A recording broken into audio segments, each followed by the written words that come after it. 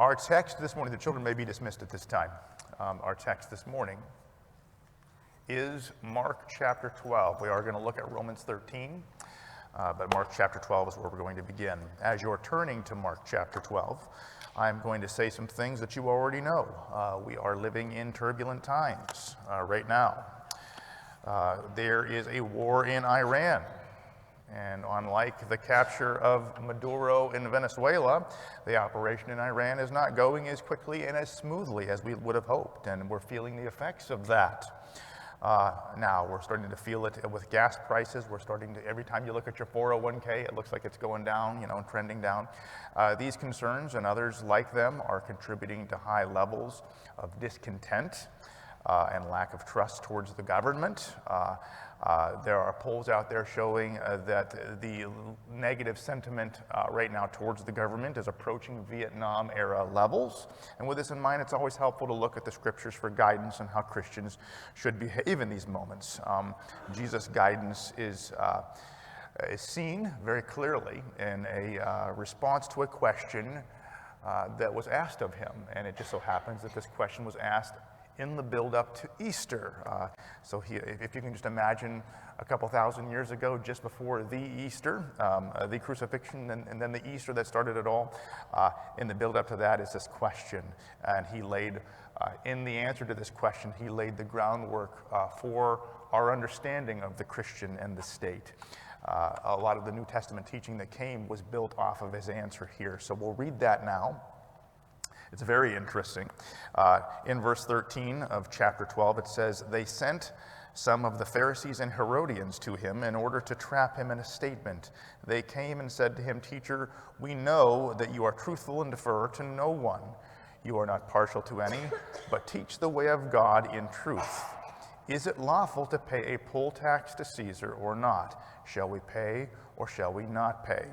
But he, knowing their hypocrisy, said to them, 'Why are you testing me? Bring me a denarius to look at.' They brought one, and he said to them, 'Whose likeness and inscription is this?' And they said to him, 'Caesar's.' And Jesus said to them, 'Render to Caesar the things that are Caesar's, and to God the things that are God's.' And they were amazed at him." So, right out of the gate, Mark states the religious leaders' intention behind this question, and that was to trap him. We saw that in verse 13. First, they attempted to butter him up with flattery, which emphasized his willingness to speak the truth no matter the cost. We see that here in verse 14, where it says, "They came and said to him, 'Teacher, we know that you are truthful and defer to no one, and for you are not partial to any, but teach the way of God in truth.'" Do you see how they're kind of buttering him up? They're setting him up a little bit there. In other words, they're saying, you tell it how it is. You're not afraid to speak the truth, you call the shots fair.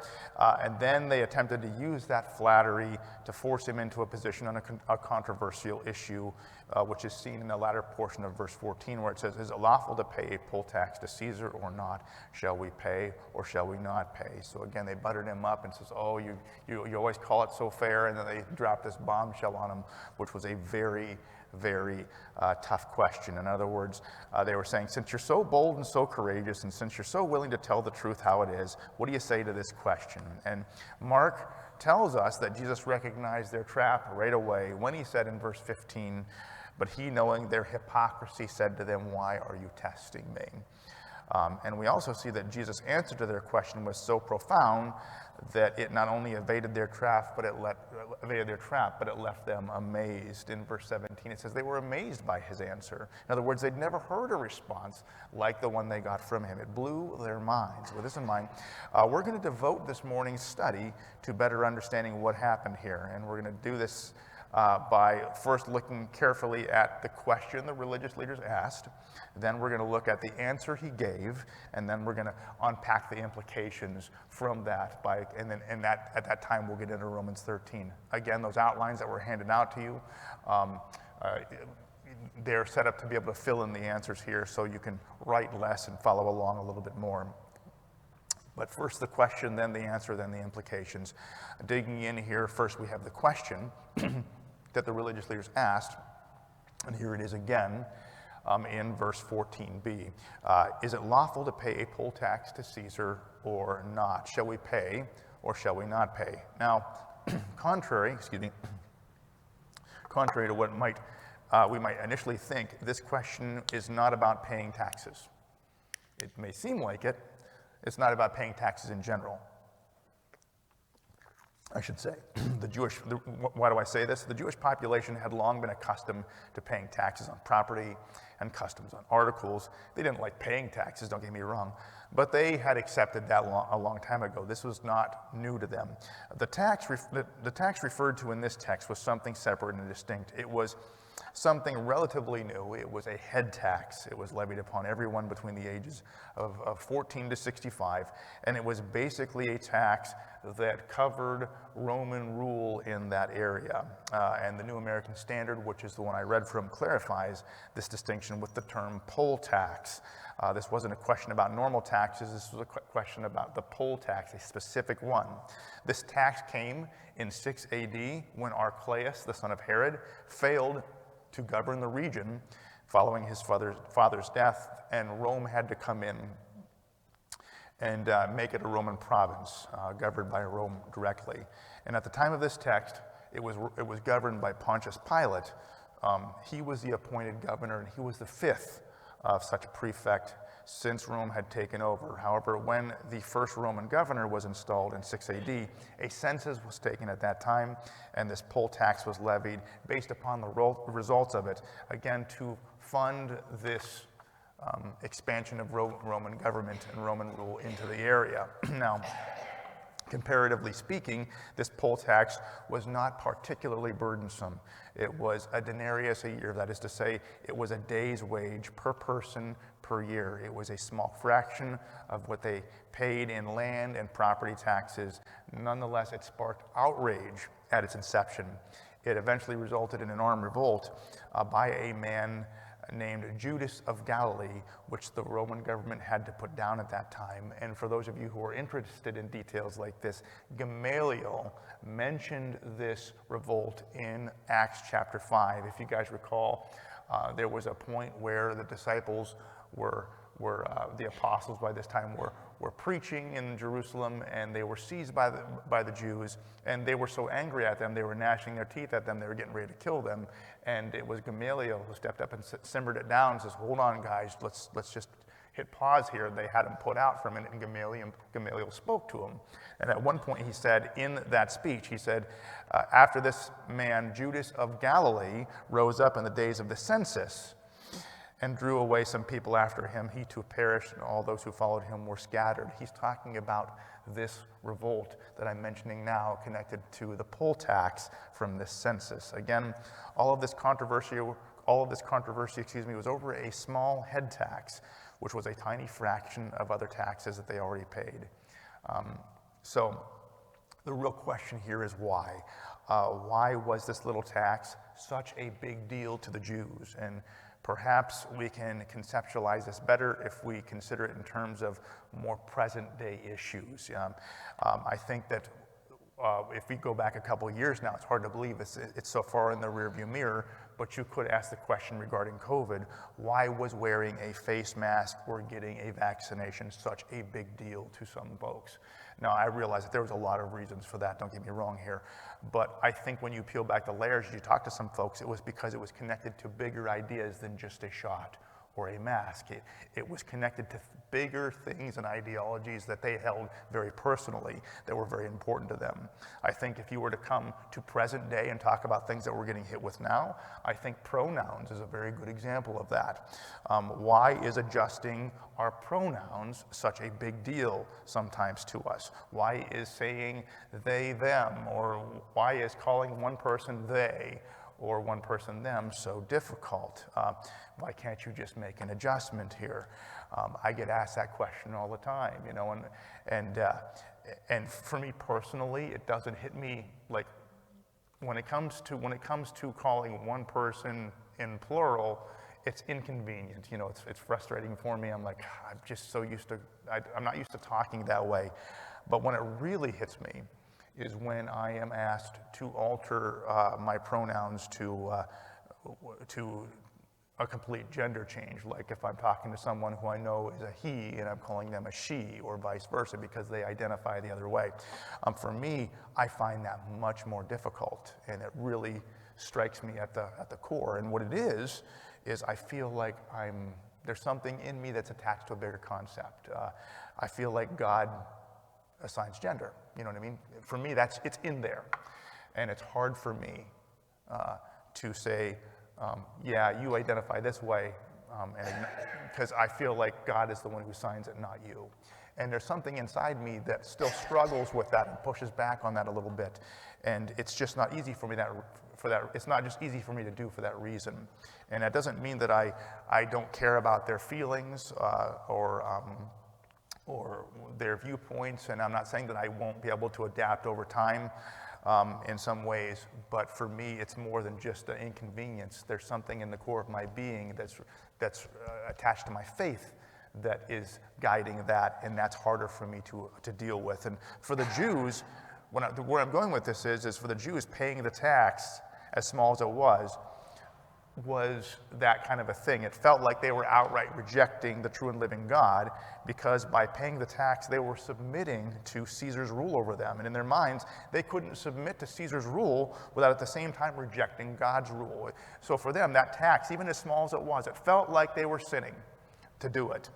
And when the choice is framed that way, it's much easier to understand why many of the Jews dug in and fought against the tax, even though it was quite small in terms of actual money. It wasn't about the money for them. It was about something bigger. It was about something deeper. And in the same way today, well-intentioned religious zeal is driving some of the objections to today's issues. And people don't want to dishonor God with the decisions that they make, and that's laudable. So the Roman poll tax sparked huge resistance at its inception, and it remained controversial in the time of our text. And with this in mind, the Jews were asking Jesus to clarify if a person was sinning against God by paying the poll tax. That was really the question there. Are we sinning? Are we sinning against God when we pay the tax? That's what the real question was. Now, as we saw before, the religious leaders weren't asking the question because they actually cared about the answer. They were trying to trap Jesus. They were trying to put him in a bind. Here's the bind that Jesus was facing. If he said, yes, pay the tax, he would lose face with his followers by appearing undevoted to God and friendly to the Roman occupation. But if he said, no, don't pay the tax, he would bring Roman government down on himself by instigating a rebellion against the state. And so either way, it wasn't good for him. So the religious leaders asked this question thinking that there was only two answers. Both of them hurt him. Both of them put him in a bind. Jesus prevailed here by giving a different answer altogether, and his hearers marveled because it was a concept that they had never considered before. And his answer would go on to lay the groundwork for New Testament teaching on the relationship between Christians and the state. It's really very interesting to think about. So we're going to look at it now. Here's the answer. And remember, the question is, am I sinning against God by paying Caesar's tax? That was really the question. And with the question framed that way, the only option for answering the questions were negative. If you framed it in terms of, am I sinning against God if I pay the tax or not, there's only negative answers. Either it's outright a sin to pay the tax and intolerable by God, or, yeah, God understands that you're being oppressed and he tolerates it as you wait patiently for the Messiah. In other words, you're either really badly sinning or you're not so badly sinning, but you're doing something wrong any way you look at it. With this in mind, Jesus blows everyone's minds when he responds with this answer. You're actually obeying God to pay the tax.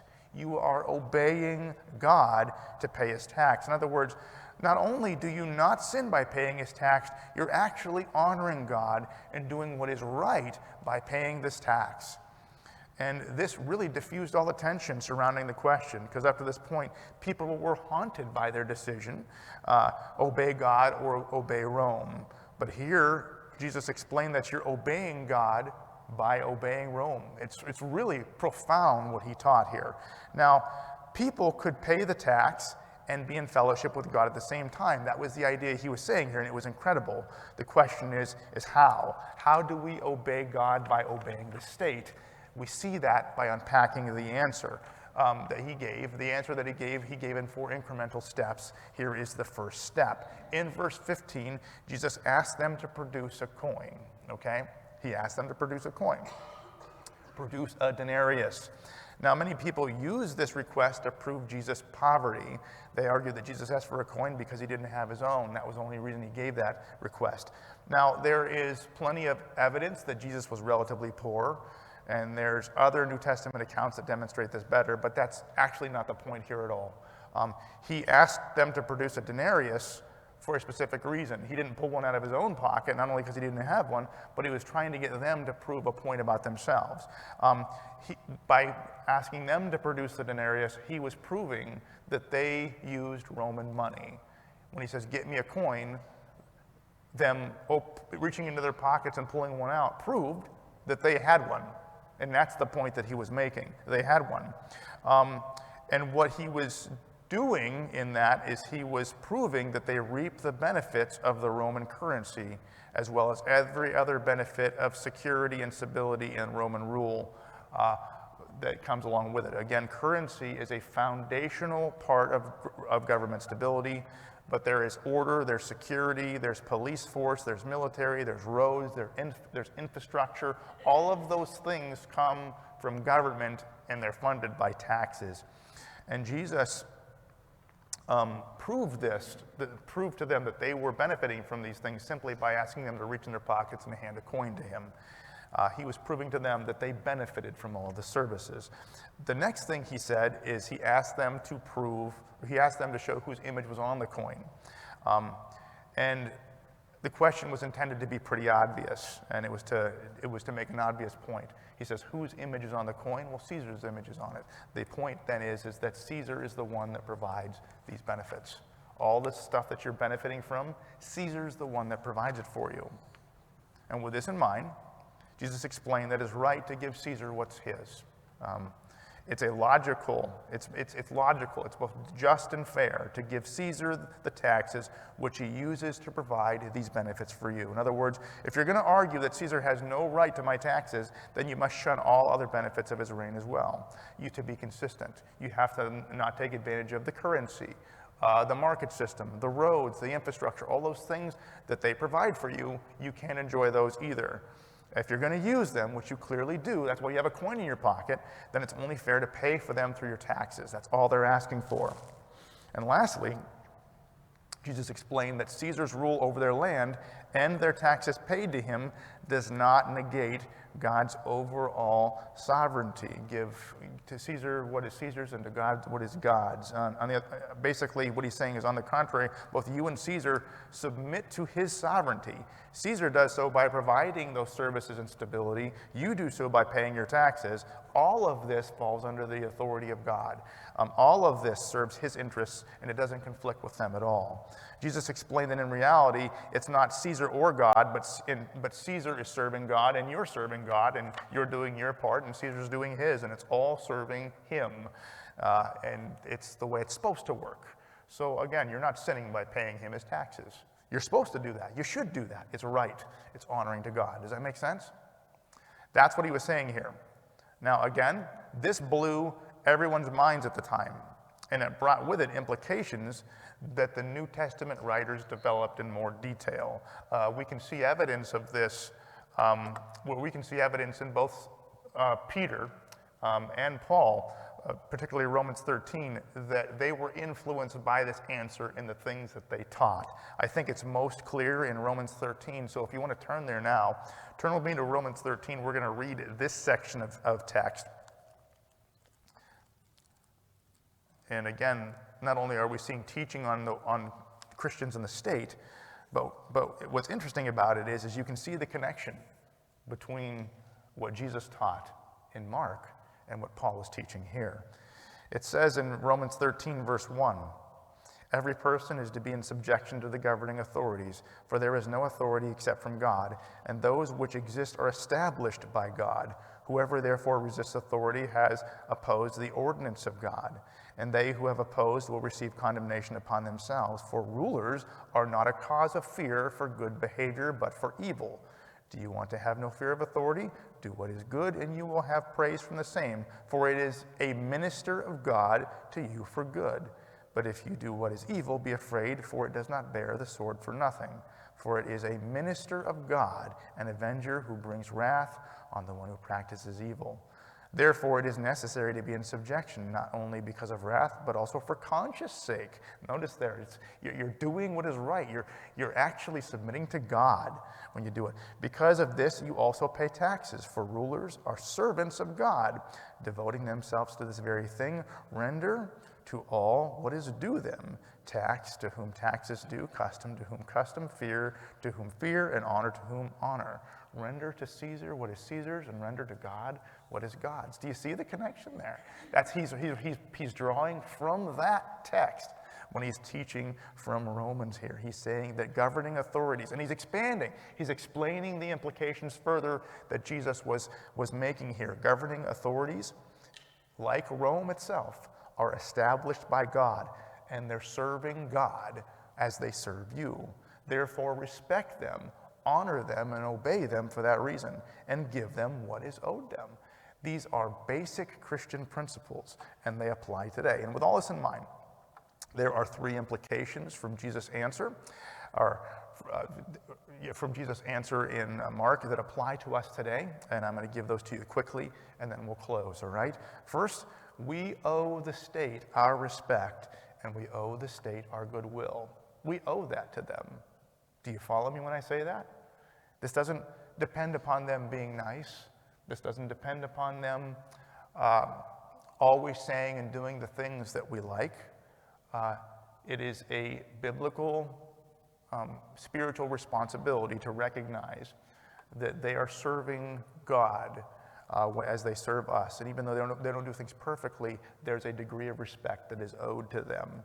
And I've said these things so many times under Presidents Obama and Biden. And this same principle applies under President Trump, all right? Doesn't matter who, this still applies. We owe them our respect, and we owe them our goodwill as much as is possible for the position that they hold, all right? We need to do that. And with that in mind, I try to keep back from influences that are always castigating and mocking the government. I am a big fan of Tonight shows. I always have been. I've always enjoyed Conan, and I've always enjoyed Jimmy Fallon and stuff like that.